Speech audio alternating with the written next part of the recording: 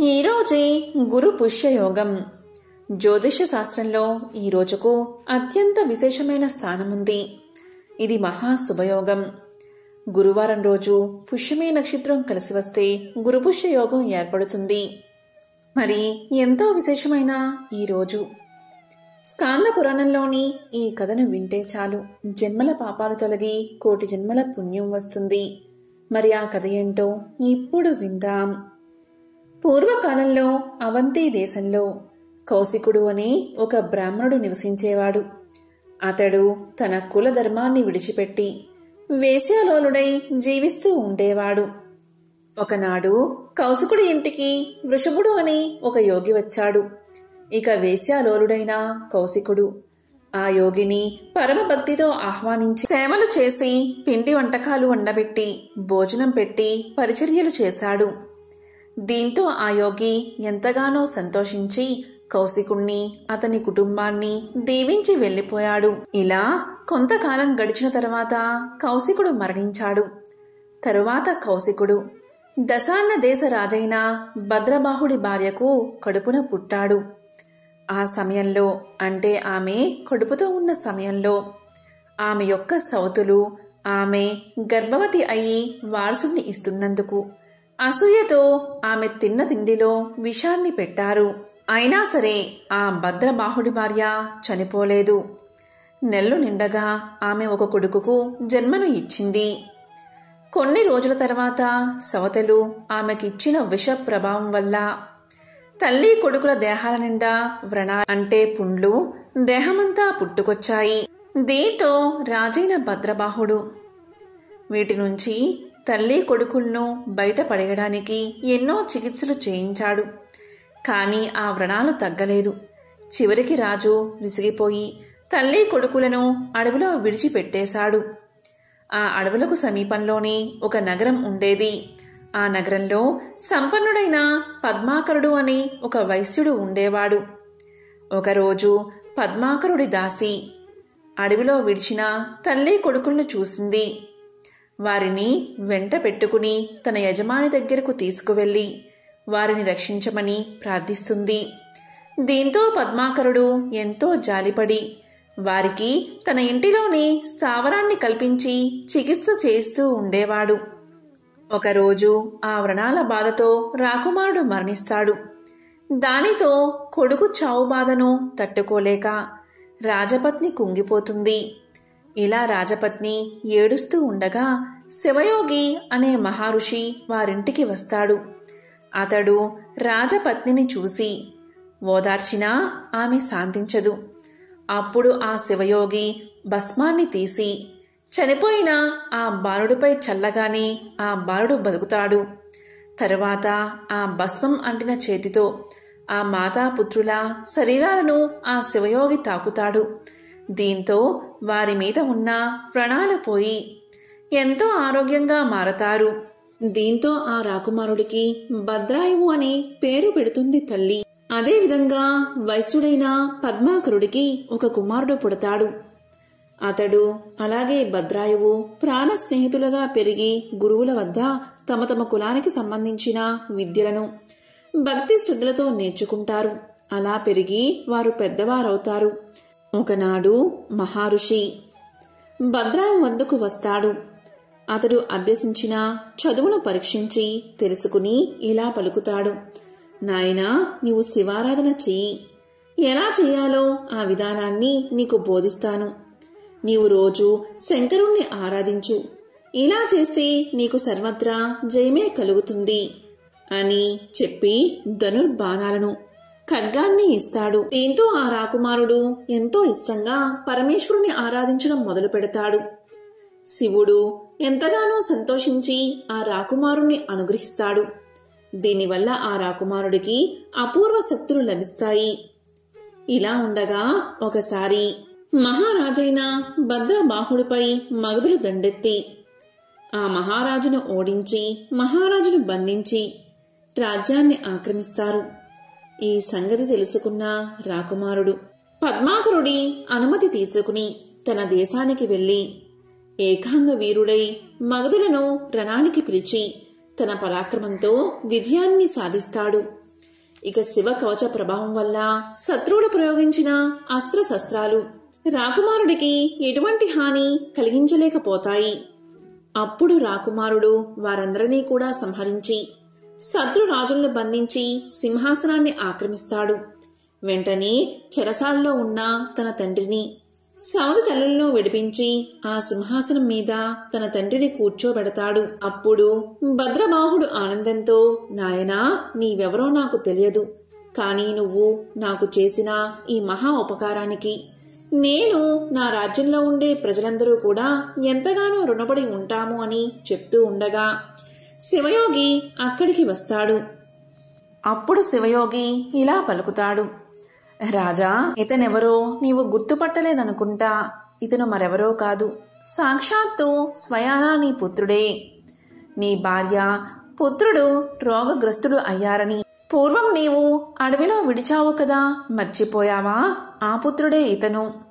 నీ భార్య ఉత్తముడైన పద్మాకరుడి రక్షణలో ఉంది అని చెప్పగా దాంతో మహారాజు తన కొడుకుని ఆనందంతో కౌగలించుకుంటాడు. తన భార్యను కూడా పిలిపించి వారితో సుఖంగా తన జీవితాన్ని గడపసాగుతాడు.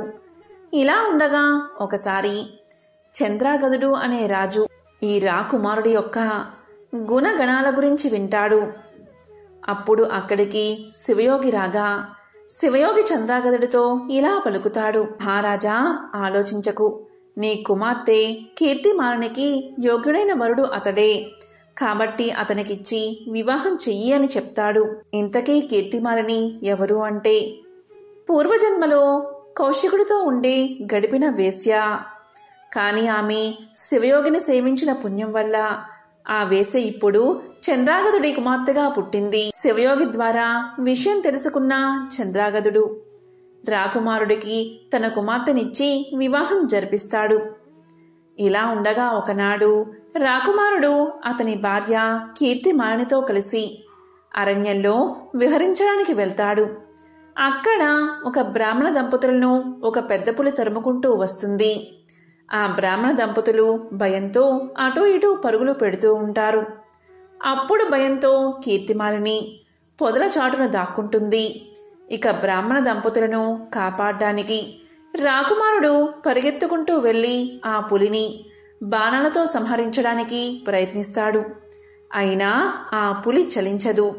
ఇక రాకుమారుడు వివిధ అస్త్రాలను ఉపయోగించి దాన్ని చంపడానికి ఎంతగానో ప్రయత్నిస్తాడు. కానీ ఆ అస్త్రాలేవి పులికి హాని కలిగించవు. అప్పుడు అక్కడ ఉన్న బ్రాహ్మణ స్త్రీని ఆ పులి చంపి తినేస్తుంది. దాంతో బ్రాహ్మణుడు ఏడుస్తూ ఇలా అంటాడు, రాజా, నువ్వు నీ ప్రజలను కాపాడలేకపోయావు. ఇక నీ రాచరికం ఎందుకు?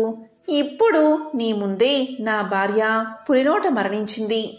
నాకిప్పుడు యాగాగ్ని హోత్రాదులు సాగడం ఎలా? అందుచేత నీ భార్యను నాకు ఇచ్చి నువ్వు ఇక్కడి నుంచి వెళ్ళిపో అంటాడు ఆ బ్రాహ్మణుడు. దీంతో రాజు ఆశ్చర్యపడి ఇలా పలుకుతాడు, ఓ బ్రాహ్మణుడా, నీకు ఎన్నో ధర్మాలు తెలుసు, వాటిని నువ్వు ఆచరిస్తావు. అయినా కూడా పరుల భార్యను కోరవచ్చా అని అడుగుతాడు. అప్పుడు బ్రాహ్మణుడు ఇతని మాటలేవీ పట్టించుకోకుండా ఏడుస్తూనే ఉంటాడు. అప్పుడు రాజు తన మనసులో దుఃఖంతో ఉన్న బ్రాహ్మణుడికి ప్రాణాలిచ్చైనా సరే అతన్ని శాంతింపచెయ్యాలి అనుకుంటాడు. ఇతడు నా భార్యను అడుగుతున్నాడు కాబట్టి ఇచ్చి అతని దుఃఖాన్ని పోగొట్టాలి అని నిశ్చయించుకుంటాడు. అప్పుడు ఆ యువరాజు బ్రాహ్మణుడితో ఇలా అంటాడు, ఇదిగో బ్రాహ్మణుడా, నువ్వు కోరినట్లే నా భార్యను నీకు దానంగా ఇస్తున్నాను, తీసుకో అని తన సతీమణిని అతనికి ఇచ్చేస్తాడు. వెంటనే ఆ బ్రాహ్మణుడు గజ చర్మంతో, సర్పాభరణాలతో, చంద్రరేఖతో, జటాజూటాలతో పరమశివుడిగా ప్రత్యక్షమై, ఓ రాజా, నీ భూతదయ పరీక్షించడానికే నేనీ బ్రాహ్మణుడి రూపంలో వచ్చాను. పులి చంపిన ఆ బ్రాహ్మణ స్త్రీ వేరెవరో కాదు, శ్రీ పార్వతీదేవి. ఇక పులి నా మాయ వల్ల ఏర్పడినది. ఈ త్యాగబుద్ధికి నేను ఎంతగానో సంతోషిస్తున్నాను. కావలసిన వరం కోరుకో అని పలుకుతాడు మహాశివుడు. అప్పుడు అతను శివదేవుడికి సాష్టాంగ దండ ప్రణామాలు చేసి భక్తితో స్తుతించి, ఓ పరమేశ్వరా, నీ దర్శనం కలగడంతో నేను ధన్యుణ్ణి అయ్యాను. నన్ను, నా భార్యను, నా తల్లిదండ్రులను, నన్ను పెంచిన పద్మాకరుడి దంపతులను కూడా నీ గణాల్లో చేర్చుకుని సర్వదా నీ సాన్నిధ్య భాగ్యాన్ని ప్రసాదించు అని వేడుకుంటాడు. ఇక కీర్తిమాలిని జరిగిందంతా చూసి ఆమె కూడా శివుడికి నమస్కారం చేసి, ఓ దేవదేవా, నా తల్లిదండ్రులను కూడా నీ సాన్నిధ్యానికి చేర్చు అని కోరుతుంది. ఇక పరమశివుడు వారికి ఆ వరాలు ఇచ్చి అక్కడి నుంచి అదృశ్యమవుతాడు. ఇదే స్కాంద పురాణంలోని ఎంతో విశేషమైన కథ. ఈ కథను విన్నవారికి జన్మల పాపాలు తొలగిపోతాయి, కోటి జన్మల మహాపుణ్యం కలుగుతుంది. పూర్వం సమాధి అనే ఒక వైశ్యుడు ఉండేవాడు. అతడు విపరీతంగా ధనాన్ని సంపాదించాడు. దానితో అతనికి ధన గర్వం వచ్చింది. కొత్తలో అంతా లక్ష్మీ కటాక్షమే అనేవాడు అతను. రాను రాను దేవుడా లేక దెయ్యమా, నా తెలివితేటలతోనూ బోలెడు పెట్టుబడితోనూ వ్యాపారం చేశాను, అందుకే సంపాదించాను, అంతా నా గొప్పతనమే అండం మొదలుపెట్టాడు. హితవు చెప్పేవారిని కసిరేవాడు, తనకు వంత పాడేవారిని చేరదీసేవాడు. అలా అతని చెంత చేరిన భజనపరులందరూ కూడా అతని వద్ద ధనం తీసుకుంటూ ఉండేవారు. అందుకుగాను వారా సమాధితో కలిసి దైవ దూషణలు కూడా చేస్తూ ఉండేవారు. తద్వారా వారి వద్ద డబ్బు నిలిచేది కాదు. సమాధి వారికి ఎంత ఇచ్చినా అదంతా ఏదోలాగా ఖర్చయిపోతూ ఉండేది. పనికిమాలిన వారికి అనవసరపు ఖర్చులకు డబ్బు ఇచ్చి ఇచ్చి అవసరానికి డబ్బు లేక డాబోసరికి తన పలుకుబడిపై అప్పులు చేసి చేసి అవి తీర్చలేక సమాధి దరిద్రుడైపోయాడు. అతడు పెద్దలను ఆశ్రయించాడు. అప్పుడు పెద్దలు ఇలా పలికారు, దైవమున ఏమున్నది, అంతా నీ గొప్పే అన్నావు కదా, నీ గొప్ప నీవే చూసుకో, ఇక్కడి నుంచి వెళ్ళిపో అని తరిమేశారు. మరికొద్ది కాలానికి కొడుకులు తిరగబడ్డారు. అప్పులవారు అల్లరి చేయడం మొదలుపెట్టారు. గొప్ప దరిద్రం కలిగినది. చివరికి భార్య కూడా ఎదురు తిరిగినది. నీ వంటి దరిద్రుడితో నేనుండలేను అని చెప్పి పుట్టింటికి వెళ్ళిపోయింది. రుణదాతలకు కుటుంబ ఘాతకులకు వెరచి ఒకానొక రాత్రివేళ సమాధి అడవుల పట్టిపోయాడు. ఈ సమాధి గురించి బాగా తెలిసిన ఒక మిత్రుడు అతనికి సహాయం చెయ్యాలి అనుకున్నాడు. కాని తక్కిన వ్యాపారులు అడ్డుపడుతూ ఉండడం వల్ల ఒకరోజు ఆ మిత్రుడు ఒక చేతికర్ర దొలిపించి అందులో ఖరీదైన వజ్రాలు వేసి సమాధికి ఇచ్చాడు. అప్పుడా మిత్రుడు సమాధితో ఇలా పలికాడు, సమాధి, నీవు దరిద్రంచే బాధపడుతూ ముసలివాడివలే అయిపోయావు. నేను ప్రత్యక్షంగా ధనమిస్తే ఇతర వ్యాపారులతో నాకు గొడవ వస్తుంది. కాబట్టి నీ చేతికి ఊతంగా ఈ కర్రను తీసుకో అని చెప్పాడు. దానికి సమాధి ఎంతో బాధతో ఆ చేతికర్ర తీసుకుని ఆ చేతికర్రతో సంతకు వెళ్లి ఆ చేతికర్రను సంతలో ఎవరో పొరుగువాడికి చవకగా అమ్మేసి దానితో వంట సరుకులు కొనుగోలు చేశాడు. సమాధి చేసింది విని మిత్రుడు ఎంతో బాధపడ్డాడు. సమాధి యొక్క దరిద్రావస్థను ఎలాగైనా తప్పించాలని ఆ మిత్రుడు మరొకసారి సమాధిని పిలిచి ఇలా పలికాడు, సమాధి, ఈ గుమ్మడికాయ తీసుకో అని ఒక గుమ్మడికాయ ఇచ్చాడు. దాని నిండుగా బంగారు కాసులు పోసి ఇచ్చాడు. ఇంటికి వెళ్లి దాన్ని పగలగొడితే ధనం కనిపిస్తుంది కదా అని ఆ మిత్రుడి ఆలోచన. కాని సమాధి ఆ గుమ్మడికాయను వేరొక కూరగాయల వ్యాపారికి అమ్మేసి ఆ చిల్లరతోనే ఇంటికి వెళ్లిపోయాడు. మిత్రుడు సహకరించిన ఆ సహాయం పొందక దరిద్రబాధలు భరించలేక సమాధి ఒకరోజు అడవులకు పోవడానికి నిశ్చయించుకున్నాడు. ఇది తెలిసిన అతని మిత్రుడు మార్గమధ్యలో మోహరేలు గుట్ట పోయించాడు. కాని సమాధి ఆ దారికి రాగానే ధనలక్ష్మి కళ్ళలో పడినది. అతని కళ్ళు నలుపుకుంటూ పోయి పోయి మోహరేల గుట్టపై పడి, చీచి, ఎవరో దారిలో రాళ్లగుట్ట పోశారు అని వాటిని అటూ ఇటూ చిమ్మి కళ్ళు నలుపుకుంటూ తన దారిన తాను పోయాడు. అంతా మిత్రునికి చూపి, చూసారా, ధనలక్ష్మి యొక్క అనుగ్రహం తప్పితే ఎలా అవుతుందో, మనమెంత మంచి చేసినా వంచింపబడుచూ ఉంటాడు అని చెప్పాడు. తరువాత సమాధి అడవులకు చేరుకుని తన కష్టాలకై ఏడుస్తూ ఉండగా ఒకానొక ముని అతన్ని చూసి అతని దీనకథను విని ఇలా పలికాడు, సమాధి, కేవలం ధనలక్ష్మిని తూరనాడి ఆమె పూజకు ఆటంకం కలిగించడం వల్లే నీకీ కష్టం కలిగినది. ఇంతకు మించి మరొకటి లేదు. నా మాట విని ధనలక్ష్మీదేవిని పూజించు. ధనం నీకు సమకూరుతుంది. ఆమె బీజమునే జపించు అని పలికి మంత్ర బీజాన్ని చెప్పి జప విధానం చెప్పి మహర్షి వెళ్ళిపోయాడు. సమాధికి మరొక మార్గమేది కనబడకపోవడం వల్ల గతిలేని వాడై ఆ మంత్రాన్ని జపించసాగాడు. అలా చేయగా ఒకనాడు అతని భార్య ఆ అడవిలోనే తారసపడినది. పెళ్లి చేశాక భర్త సజీవుడై ఉండగా ఆడది పుట్టింట ఉండరాదు. కష్టమో సుఖమో భర్తతోటే లోకం పొమ్మని ఆమె పుట్టింటివారు తరిమేశారని చెప్పింది. ఆమె తనతో తెచ్చిన స్వల్ప ధనాన్ని సమాధికి ఇచ్చి క్షమించమని కోరింది. అతి త్వరలో దీపావళి రాబోవుచుండడచే సమాధి ఆదనంతో నగరానికి వెళ్లి తగు సామాగ్రలు కొని అదేవిధంగా పురోహితుడికి క్షమాపణ చెప్పుకుని తనతో పాటు అడవులకు తీసుకువచ్చాడు. దీపావళి రాత్రి యథావిధిగా యథాశక్తిగా ధనలక్ష్మీ పూజను చేసుకున్నాడు సమాధి. దానితో సంతృప్తిగా శాంతించిన ధనలక్ష్మి సమాధిని అనుగ్రహించింది. దాంతో పురోహితుడు ఊరిలోనికి పోయి సమాధి ఉనికిని అతనిలోని మార్పును అందరికీ తెలియచేశాడు. సమాధి మిత్రుడు అలాగే విప్రుడు కూడా దీన్ని సమర్థించారు. అవును, అమ్మవారిని కించపరచడం వల్లే అతనికి ఇటువంటి గతి పట్టింది కాని సమాధి చెడ్డవాడు కాడు అని మరీ చెప్పగా ఇతర వ్యాపారులు కూడా ఆలోచించి సమాధిని తిరిగి ఊరిలోకి పిలిచారు. మిత్రులు ఇచ్చిన పెట్టుబడితో సమాధి మరలా వ్యాపారాన్ని ప్రారంభించి నిత్యము ధనలక్ష్మీదేవిని పూజిస్తూ ఆ తల్లి అనుగ్రహం వల్ల అతని వ్యాపారం అభివృద్ధి చెందడం వల్ల తిరిగి కోటీశ్వరుడుగా మారి సకల సౌభాగ్యాలతో తులతూగుతూ ఉన్నాడు. కాబట్టి ఎవరైతే ప్రతి గురు శుక్రవార రోజుల్లోనూ అష్టమి, నవమి, దశమి, పౌర్ణమి తిథులయందు ఆ అమ్మవారిని పూజించి ఈ కథను వింటే ధనలక్ష్మీదేవి యొక్క అనుగ్రహానికి పాత్రులు అవుతారు. ఈ కథ విన్నా చదివినా సర్వశుభాలు చేకూరతాయి. ఇదే ధనలక్ష్మీదేవి యొక్క కథ. త్రిలోక సంచారి అయిన నారద మునికి ప్రతిదీ తెలుసుకోవాలనే ఆతృత ఉంటుంది.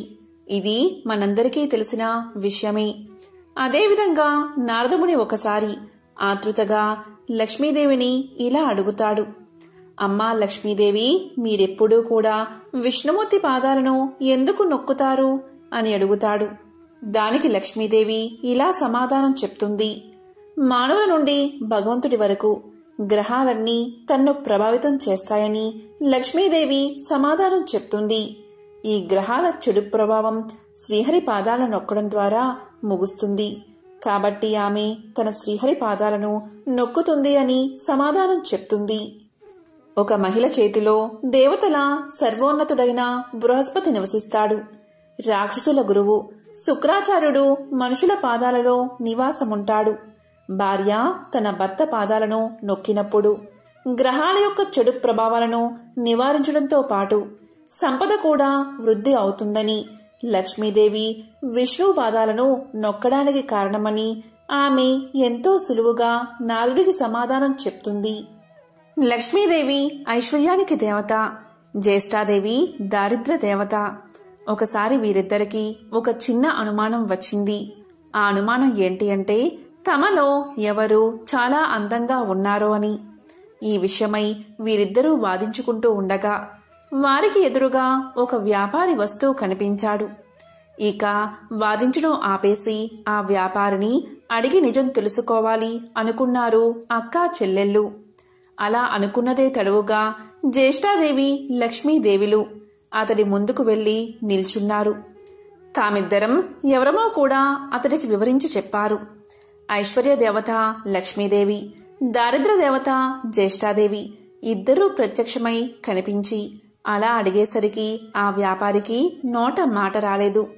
ఇద్దరూ ఒకేసారి కనిపించినందుకు సంతోషించాలో లేక బాధపడాలో కూడా అతనికి అర్థం కాలేదు. విషయమంతా విన్నా ఆ వ్యాపారి భయంతో వణికిపోయాడు. ఇద్దరిలోనూ లక్ష్మీదేవే అందమైనదని అతనికి తెలుసు. అయితే నిజాన్ని చెబితే జ్యేష్ఠాదేవికి కోపం వస్తుంది. ఆమెకు కోపం వస్తే తనను ఇంకా పేదవాడిని చేస్తుందని తెలుసు. ఇక లక్ష్మీదేవి అందంగా లేదని చెబితే ఆమెకు కోపం వస్తుంది. ఆమెకు కోపం వస్తే తనకున్న ఈ మాత్రం సంపదను కూడా లేకుండా చేసేస్తుంది. ఏం చేసేది భగవంతుడా అంటూ తలపట్టుకున్నాడు. ఇంతలో ఆ వ్యాపారికి ఒక మెరుపులాంటి ఆలోచన వచ్చింది. ఏదైతే అది అయిందని మనసుకు సర్ది చెప్పుకున్న ఆ వ్యాపారి ఆ దేవతలిద్దరికీ నమస్కారం చేశాడు. వెంటనే ఆ వ్యాపారి ఇలా చెప్పాడు, అమ్మా, ఓ మహాలక్ష్మి, నువ్వు ఇంట్లోకి వస్తున్నప్పుడు నీ అంత అందమైన స్త్రీ భూలోకంలో కాని స్వర్గలోకంలో కాని ఎవరూ ఉండరు అని చెప్పాడు. అలాగే జ్యేష్ఠాదేవి వైపు చూసి, అమ్మా, ఓ జ్యేష్ఠాదేవి, నువ్వు ఇంటి నుంచి బయటకు వెళ్తుంటే నీ అందం సొగసు వర్ణించేందుకు మాటలు చాలవు. ఆ సమయంలో నీ అందాన్ని ఎవరితోనూ పోల్చలేము అని సమాధానం చెప్పాడు. ఆ వ్యాపారి ఎవరి మనసులో నొప్పించని విధంగా చెప్పిన తీరు జ్యేష్ఠాదేవి లక్ష్మీదేవులను సంతృప్తిపరిచింది.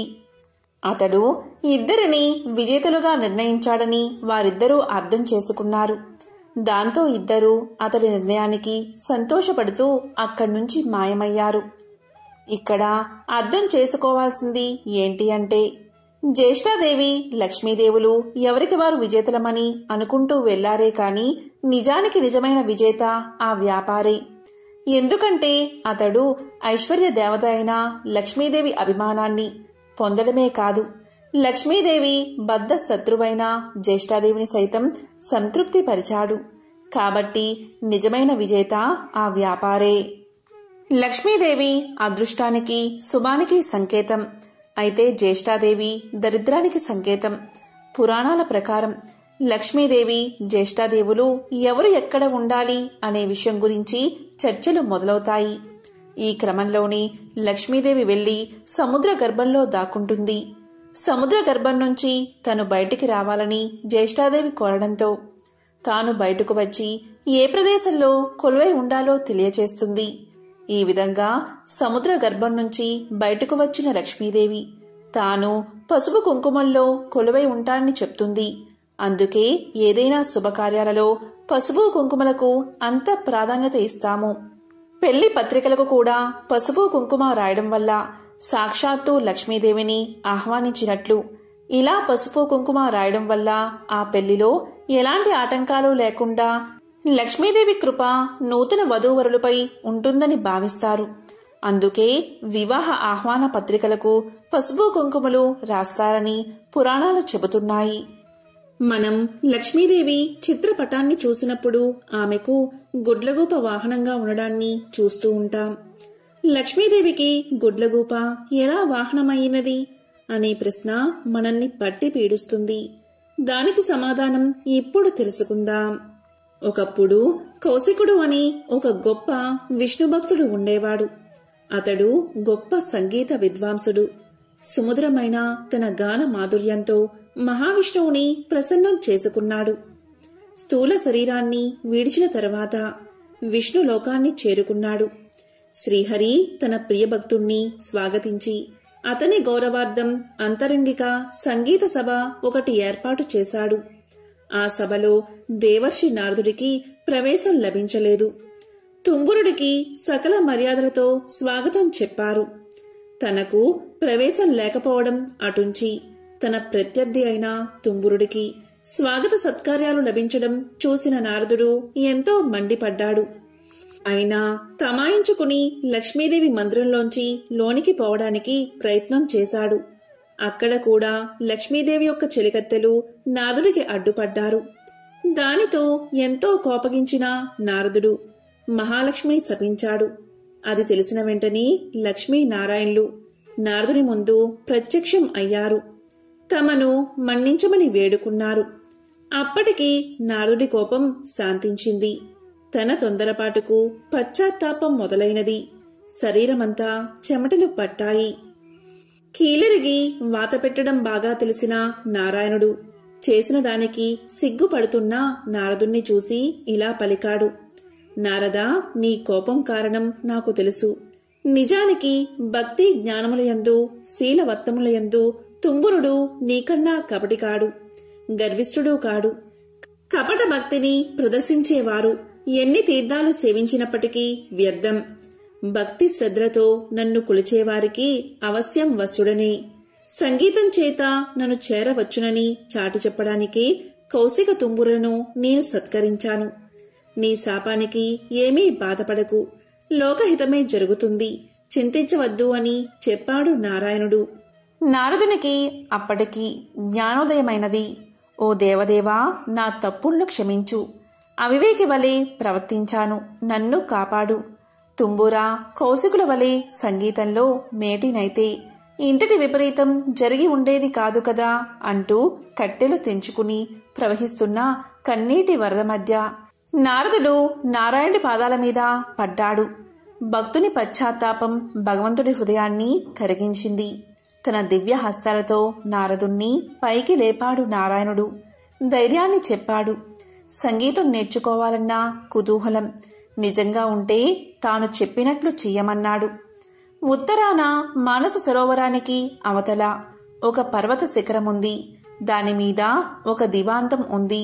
ఆ ఉలూకాపతికి శుశ్రూష చేసి సంగీతంలో మేటివి కమ్మని దీవించాడు నారాయణుడు. దీంతో నారదుడు శ్రీమన్నారాయణుడికి కృతజ్ఞతలు ప్రకటిస్తూ చేతులు జోడించిన నారదుడు సెలవు పుచ్చుకున్నాడు. వెంటనే మనోవేగంతో మానస సరోవరం చేరుకున్నాడు. కమ్మని సంగీతం అస్పష్టంగా వినిపిస్తుంది. తెరలు తెరలుగా వస్తున్న ఆ గాన మాధుర్యాన్ని పట్టుకుని ఆవలగిరి శిఖరం చేరాడు నారదుడు. గంధర్వ, కిన్నెర, కింపురుష, అప్సరసాదులెందరో అక్కడ సంగీతాభ్యాసం చేస్తున్నారు. వారి మధ్య గురు పీఠం మీద దివ్యకాంతులతో ప్రకాశిస్తున్న గానబంధు నారదుణ్ణి చూడగానే వినయంతో ఆసనం దిగి ఎదురు వెళ్లాడు. ఆనందంగా ఆసనం చూపి కుశల ప్రశ్నలు వేశాడు. ఎందుకు వచ్చాడో కారణం చెప్పమని ప్రార్థించాడు. నారదుడు గానబంధు వినయానికి, సంగీత పాఠవానికి ఆశ్చర్యపోయాడు. తనకు తెలియని ఈ సంగీతవేత్త ఎవరని ఆలోచనలో పడ్డాడు. అతడు ఎవరైతేనేం, తనకు కావలసినది సంగీత విద్య. ఉలూకాపతికి నమస్కారం చేసి జపతపాదులకు సాధ్యం కాని శ్రీహరిని తుంబుర కౌశికులు గాన మాధుర్యంతో వశం చేసుకున్నారని, తనకు అలాంటి దివ్యగాన విద్యను ప్రసాదించమని వేడుకున్నాడు. గానబంధు అంటే ఉలూకాపతి. నారదుడి ఆంతర్యం గ్రహించి ముందు తానెవరో వివరించసాగాడు. ఓ నారద మహర్షి, నేను చెప్పేది శ్రద్ధగా వినండి. పూర్వం భువనేశుడు అనే రాజు ఉండేవాడు. అతడు చాలా జాలిగుండె కలవాడు, ధర్మవర్తనుడు. సంప్రదాయానుసారం ధర్మకార్యాలన్నీ క్రమం తప్పకుండా నిర్వహించేవాడు. అటువంటి ఉత్తమ పాలకుడు సంగీతాన్ని మాత్రం నిషేధించాడు. ఎవరైనా గానాలాపన చేస్తే మరణశిక్ష విధించమని మంత్రులకు తెలియచేశాడు. భగవంతుణ్ణి కూడా భక్తి గీతాలతో స్తుతించకూడదని చాటింపు వేయించాడు. ఒకరోజు హరిమిత్రుడు అనే భక్తుడు రాజు ఆజ్ఞను మర్చిపోయి భగవంతుణ్ణి కీర్తిస్తూ గానం చేశాడు. ఆ గాన మాధుర్యంలో మునిగిపోయిన ప్రజలు కూడా పాడకూడదు అన్న విషయాన్ని మర్చిపోయారు. వెంటనే రాజభటులు వచ్చారు. హరిమిత్రుణ్ణి రాజు ముందు నిలబెట్టారు. రాజు ఆలోచించాడు. పాడినవాడు బ్రాహ్మణుడు. బ్రహ్మహత్య మహాపాపం, మరణశిక్షతో సమానమైనది రాజ్య బహిష్కరణ. ఇలా ఆలోచించి హరిమిత్రుడి సంపదనంతా స్వాధీనం చేసుకుని రాజ్యం నుంచి వెళ్లగొట్టాడు రాజు. కాలచక్రం తిరగడం మానదు కదా. కొంతకాలానికి రాజు మరణించాడు. పుట్టిన ప్రతి ప్రాణి గిట్టక తప్పదు. అలాగే గిట్టిన ప్రాణి కూడా పుట్టక తప్పదు. నరుడిగా మరణించిన రాజు గుడ్లగోపగా జన్మించాడు. దివాంద జన్మ కాబట్టి రాత్రులందే ఆహారం సంపాదించుకోవాలి. తిండి ఒక సమస్యగా తయారైనది. పురాకృత దోష ఫలితం కాబోలు. ఒకసారి 4 రోజులైనా ఆహారం దొరకలేదు. ఆకలి దుర్లభమైపోయినది. చివరికి మరణాన్ని ఆహ్వానించాడు. అతడు పూర్వజన్మలో చేసుకున్న సుకృతం వల్ల మరణదేవత యమధర్మరాజు వచ్చి ఎదురుగా నిలబడ్డాడు.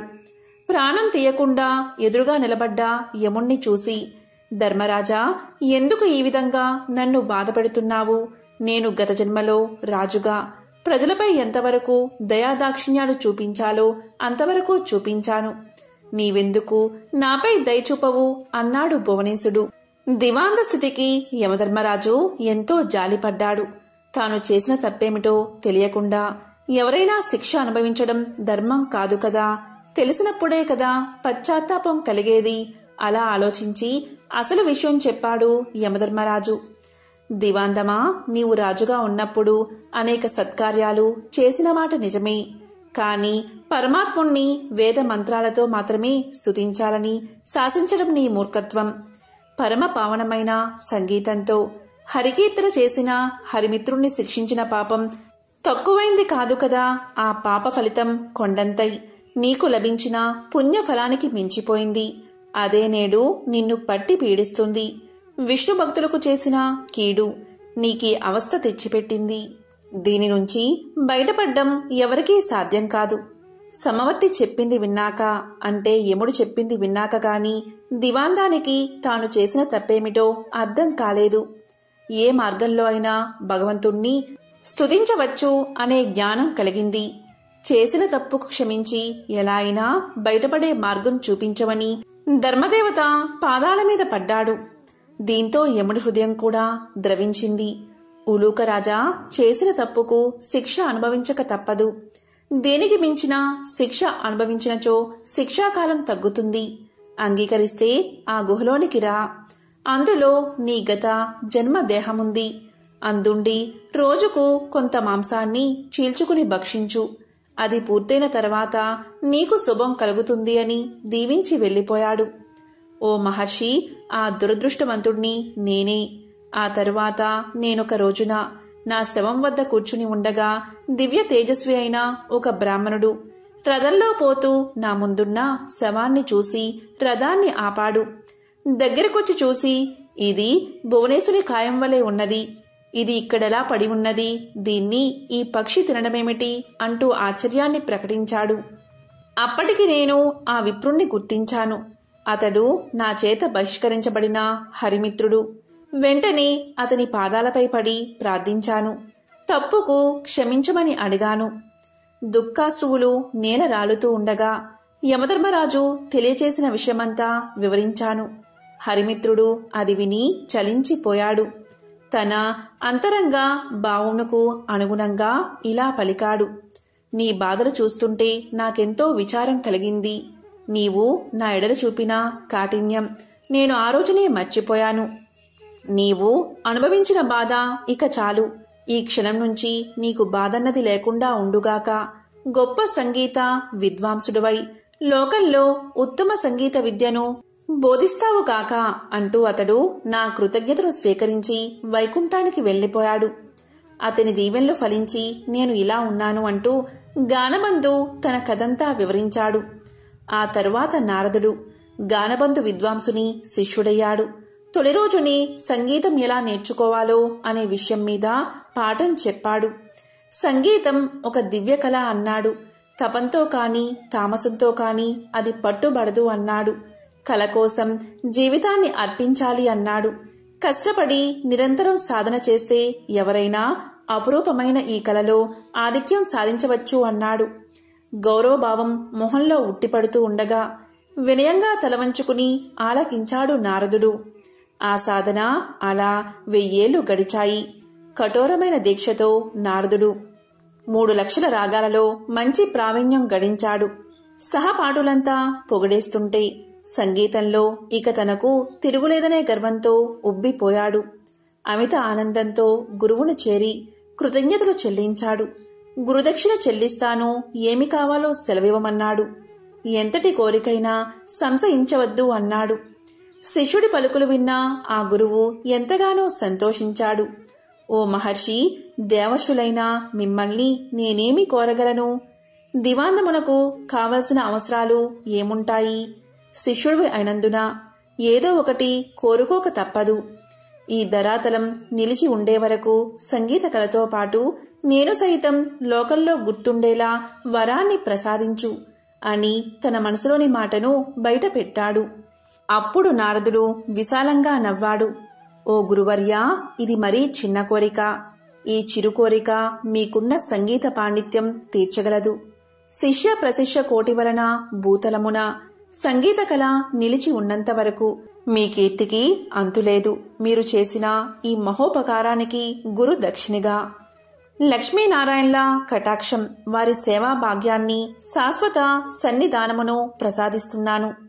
ప్రళయం సంభవించిన వేళ శ్రీ మహావిష్ణువునకు గరుత్మంతుని వలె శ్రీ మహాలక్ష్మికి నీవు వాహనమై తరింతువుగాక అంటూ శిష్యుడికి కానుకను దేవర్షిగా వరాన్ని సమర్పించి సెలవు తీసుకున్నాడు నారదుడు.